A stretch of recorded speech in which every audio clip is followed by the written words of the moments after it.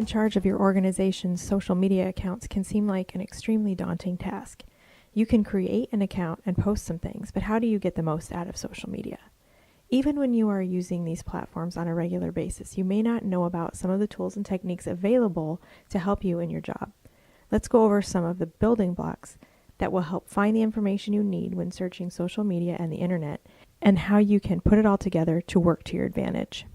Most online databases and search engines support Boolean searches. Boolean search techniques can be used to carry out effective searches and help you eliminate as many unrelated results as possible. I'll talk briefly about 3 search operators and 3 search modifiers. Use AND to narrow your search results. Using AND is the same as using the plus symbol, and the ampersand will also work on some sites. OR is the default setting of any search engine, meaning all search engines will return the words you type in, but not necessarily in the same listing. So if you perform a 3-word search, some results may have one of those words, some may have 2, and some may have all 3. For example, Iowa, or Homeland, or Security. Using not is the same as using the minus symbol. You'll have to use the minus sign instead of not on many sites and search engines, including Google and Twitter. If you use not, even if it is capitalized, it will include it as part of the search string. Neither seem to work on Facebook. Be sure that you capitalize all of these Boolean search operators, or they will be treated as if they are part of the search query. Then there are search modifiers, like quotation marks, which will search for a word or phrase exactly as it appears between the quotation marks. And the parentheses, which is used for more complex or nested searches. For example, Iowa or Minnesota, in parentheses, and National Guard will return results with National Guard and either Iowa or Minnesota or both. Iowa or Minnesota, in parentheses, not National Guard, will return results with Iowa, Minnesota, or both, but not National Guard. The asterisk acts as a wildcard in a search. The purpose is to fill in the blank. Add quotation marks to an asterisk search to find variations of a name or phrase, or if you can't remember the exact name or phrase. For example, I could type in quotation marks, Iowa asterisk Homeland Security, and receive results for Iowa Homeland Security, Iowa Department of Homeland Security, or even Iowa Division of Homeland Security, as we were a division before we were a department, and some news outlets will still use division instead of department. The asterisk won't work on Facebook at all. It will act as a placeholder on Google and Twitter specifically for any unknown or wildcard search terms. Geocoding, geolocation, GPS, global positioning coordinates.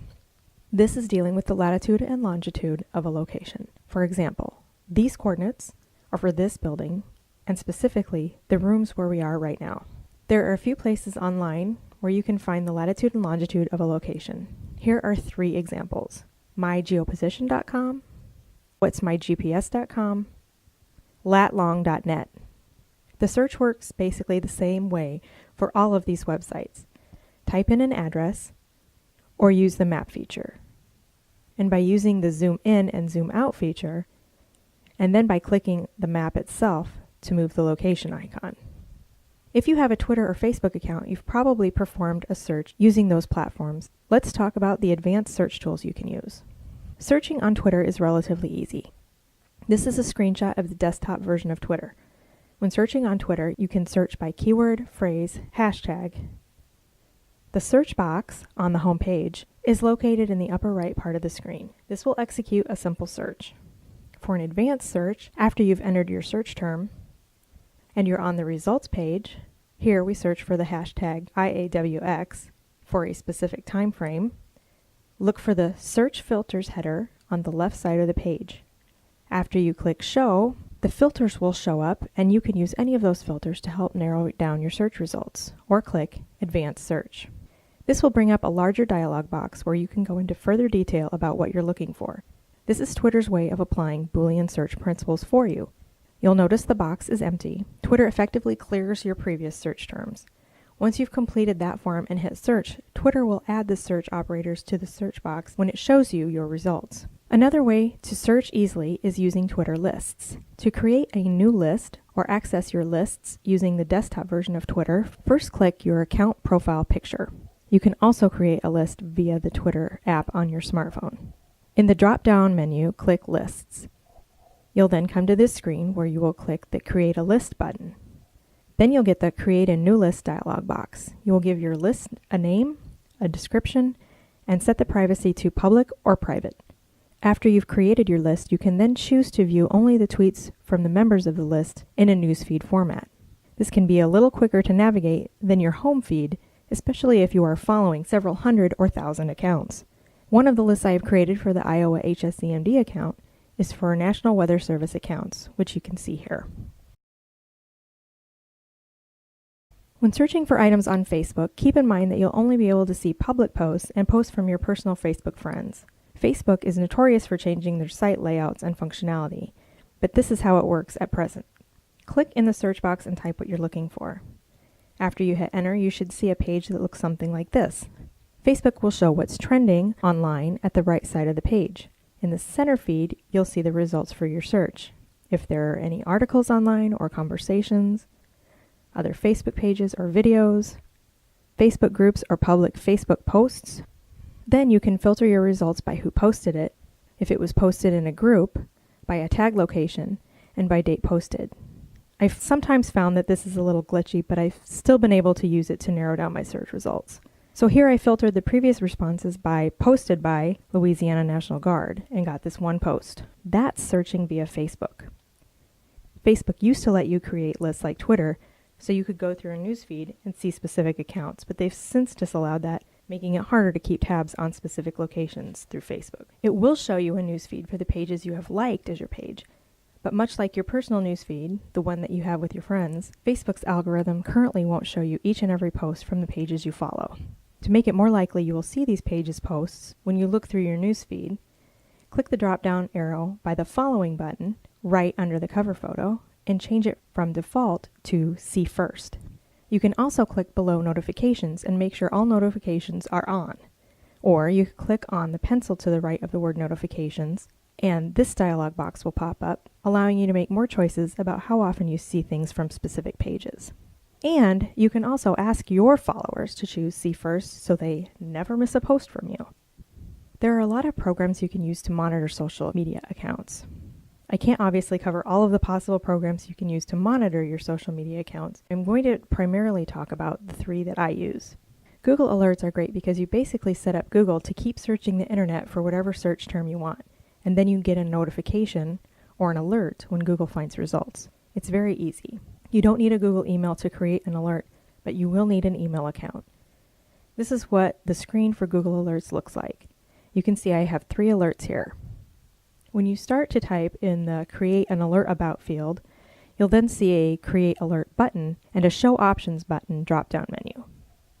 When you click that button, you get a menu of options where you can further define how you want your alert to look. You can also choose what time of day to receive your alerts, and if you receive the alerts in a single email. Once you have your alerts set up, you can go back at any time to edit or delete the alert. Hootsuite has 4 levels of accounts. There's a free version, a pro version that starts at $9.99 a month, a business version that starts out at $499 a month, and an enterprise version which costs thousands and is meant for large corporations.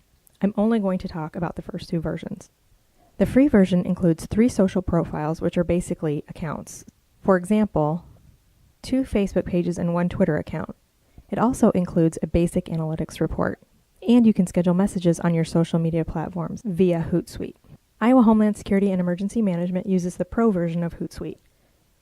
The Pro version allows you to monitor up to 50 social profiles. Again, social profiles are basically accounts.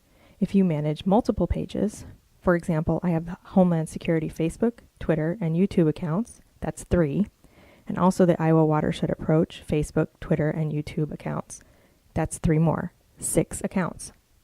You get 1 enhanced analytics report a month. Custom data can be compiled from Twitter, Google Analytics, Facebook Insights, and Owly.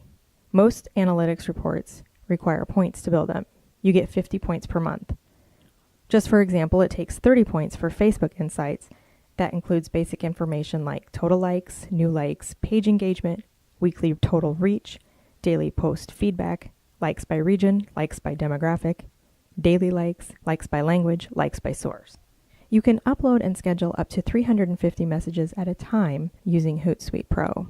This is a feature I've not used. You upload the messages via a CSV file. The Pro plan includes 2 users for $9.99. You can add a third user for $10, and every user added from the 4th to the 10th is $15 extra a month. It also includes access to premium apps. For example, you can add monitoring for Flickr, Blogger, Instagram, Vimeo, Tumblr, StumbleUpon, WordPress, Reddit keyword monitoring, TrendSpotter, SurveyMonkey, Talkwater, Yammer, and the list goes on. This is what my Hootsuite account dashboard looks like. This is my HSCMD Twitter tab with streams containing our tweets, mentions of @IowaHSCMD, scheduled posts, of which there are none here, and our home feed, which is news from the accounts that @IowaHSCMD follows. It looks like I have 13 tabs here. There is a maximum of 20 allowed. Tabs are like folders, and the streams are like the documents within those folders. This is my HSCMD Twitter Lists tab. These are streams based on the lists I created in Twitter.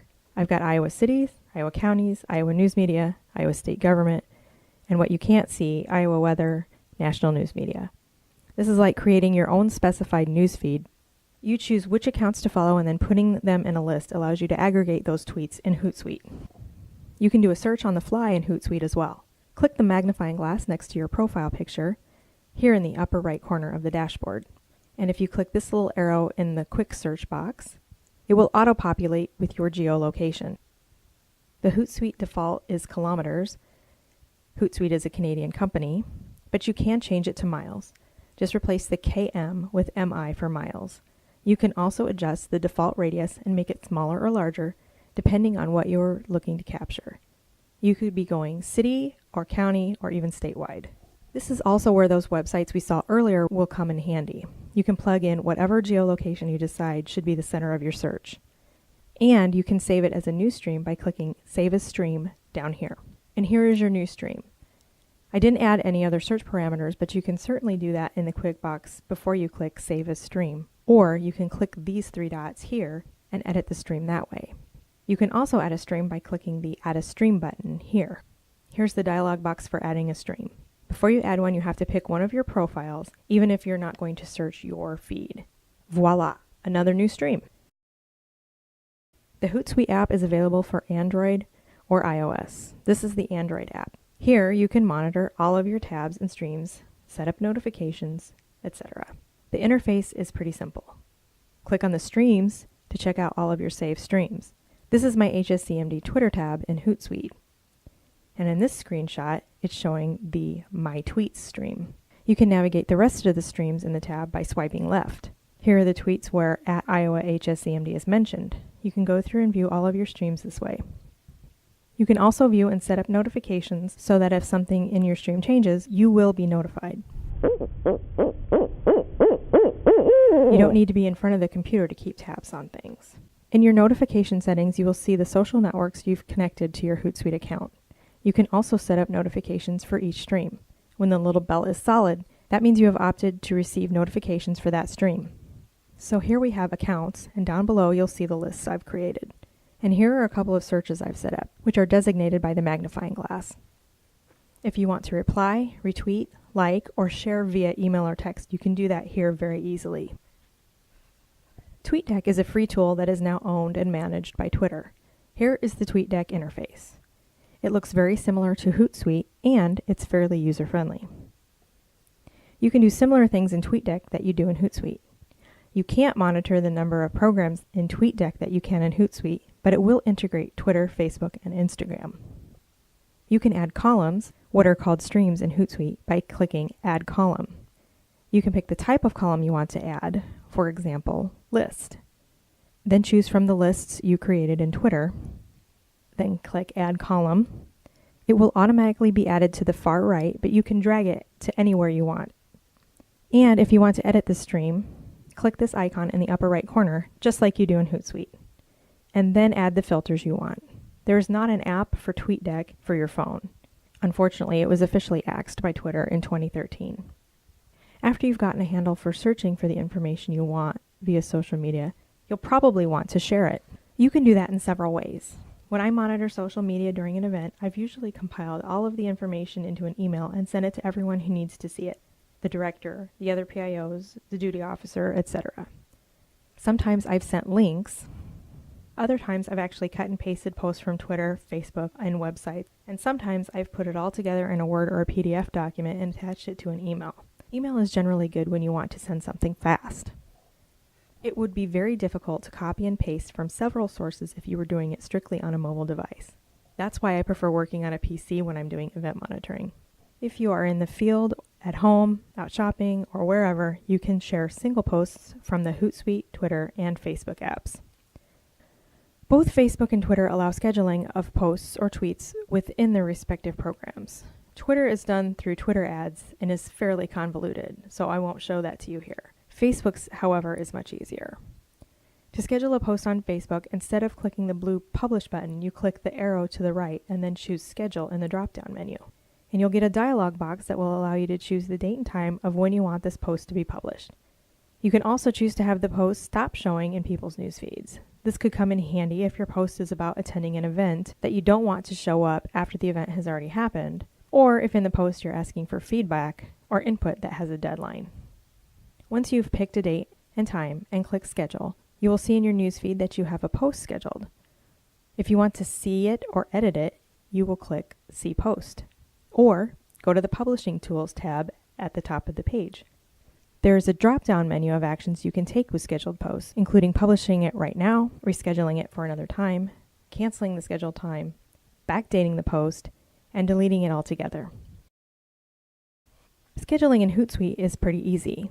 The area where you do this is right here. You can also immediately post using this feature. Choose the accounts where you want to post. Type your message. If you want to add a URL, you copy and paste it into this box, and Hootsuite will shorten it using its shortening tool, Owly. You can click Send Now, but to schedule it, click the scheduling icon.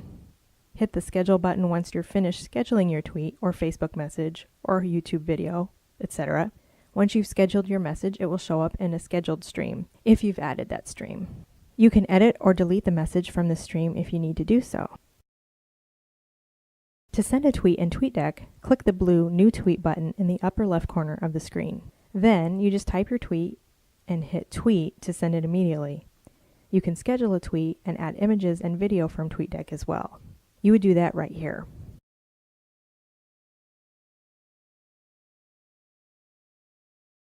On Facebook, using the Messenger tool, if you click the Settings link in the top right area of the screen, below the blue banner, in Settings you would then click Messaging on the left. Then you can edit your message settings. You can set it up so an instant reply is sent to anyone who messages your page. You can also include their name in the response. On Facebook, the blue button below your cover image can be customized as well. HSCMD has only used the Learn More button, but we have changed the website address based on the time of year and what the cover image is. The key is remembering to change it if you change the cover image and the link no longer applies to the cover image. So let's say you have both a Facebook and a YouTube account. If you want to post a video, do you post that video to YouTube or do you post that video to Facebook? I would argue that you post it in both places. I attended a workshop session once where someone from the Facebook organization admitted that videos posted on Facebook will get more face time with your followers than if you were to post it as a link to YouTube. It will be seen by more people if it's posted using Facebook videos. Why? Because Facebook doesn't want people to leave Facebook to watch a video. Facebook wants you to stay on Facebook. That being said, there's absolutely nothing wrong with having a video available on YouTube as well. After all, you've likely potential audience members who aren't following you on Facebook or who aren't on Facebook at all. Just put it both places. What if it's a video that isn't meant for the general public or has a limited audience? Then I would say leave it off Facebook. The people who are supposed to see it can see it by you sending them a link to the YouTube video. For example, Trisha Boggs and I put together some training videos for grant acceptance and reporting via the EM Grants Pro, aka MB3, system. Does Joe Public need to see that? No. A little bit about accessibility. Here's a tweet by FEMA. It includes an infographic. Posting this infographic by itself is not recommended. Why? If you have the information you're trying to disseminate solely in an image, the screen readers can't read that text. The fact that this post includes the same basic information in the text of the tweet is preferred. Plus, there's a link where followers can connect to a website for additional information. If you'd like to make a photo accessible in Twitter, open the tweet dialog box, type your tweet text, and then click Add a Photo. You should see a little black box at the bottom of the image with the words Add Description. This is where you would add alternative text for screen readers. Click the box. Then add your alternative text and click Apply. And now you can see the alternative text you added to this image. The fact that you can't add alternative text to photos in Hootsuite is problematic, and it's a question that has been raised with the development team at Hootsuite. Unfortunately, I don't think it's been addressed at this point. Facebook accessibility for images can be achieved in a post by putting your alternative text for meaningful images somewhere in the body of your post, probably at the bottom, perhaps in parentheses. It's a good idea to have pre-scripted and scheduled messaging. There are events and regular campaigns that you will know about in advance, and having this information scheduled will make your job easier. Having pre-scripted messaging you can just copy and paste in an emergency or disaster is also very handy. Twitter used to only allow you 140 characters. You now have 280. That being said, the message that you have on Twitter still needs to be shorter than Facebook. You have more space to put a more detailed message out on Facebook. Tailor your messages for the platform. Don't use the same message on Facebook that you use on Twitter. In the same respect, don't just put a link to Facebook on Twitter with no other information in your tweet. Standard operating procedures will help guide your social media use. Also, social media policy that will dictate how you handle inappropriate messaging and inappropriate or spammy posters should be available to the public somewhere so you can have something to refer to if you need to remove someone's post or, in hopefully very rare instances, block them from your page. Posts that have images and video get more likes, shares, and clicks from your followers. Some sources say up to 40% more. If you can provide them, I recommend doing it for most of your posts. These are only a few suggestions I've mentioned. Of course, there are many other programs you can use to post in social media and many other programs you can use to monitor social media. Hopefully this will give you some idea of the things that are capable.